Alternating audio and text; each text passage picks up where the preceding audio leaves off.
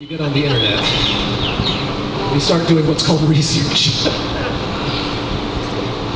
And suddenly the thing sprouts legs and it begins to walk. 1, 2, 3, 4.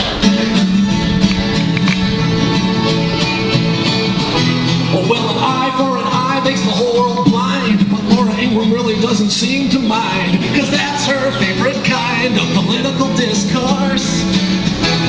David Horowitz's columns are so off-kilter, it looks as though his brain does not contain a filter. But that just shows he's built for political discourse. Well, Michael Savage evidently sold his soul to become our nation's savior, and he seems to want the world under his control, unlike his own behavior. So when Murdoch buys up another station to make it more competitive with Savage Nation, they call this bloviation political discourse. Well, the talk show equivalent of toxic sludge is emanating from a certain Mr. Drudge, but some folks seem to judge that political discourse. Meanwhile, Bill O'Reilly is preparing his show by counting up the gaskets he has left to blow. A brand new all-time low for political discourse. Rush Limbaugh makes $8,000 per diem for all his speechifying. He pretends he's a Christian in a coliseum when actually he's the lion. In the depths of this desert, Sean Hannity sinks with an interviewing style stolen from the Sphinx. I think that's what he thinks is political discourse.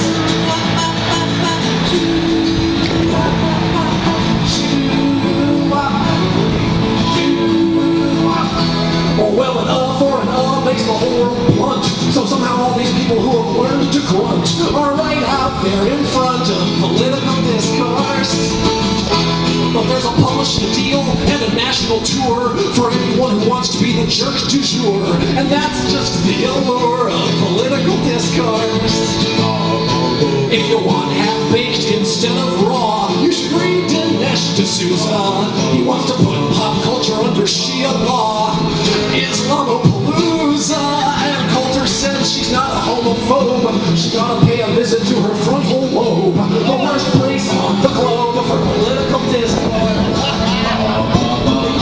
Nazi lunatic and communist, freak nut women traitor, loser pagan pedophile and terrorist. Then they call you a hater. Well, the A for an A makes the whole world bland, and what part of A don't you understand?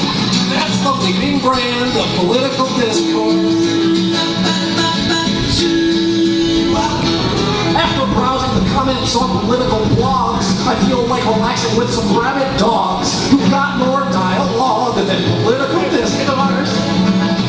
Folks, all I ever wanted was to follow the news. I ended up by following a trail of ooze. I swear I did not choose this political discourse.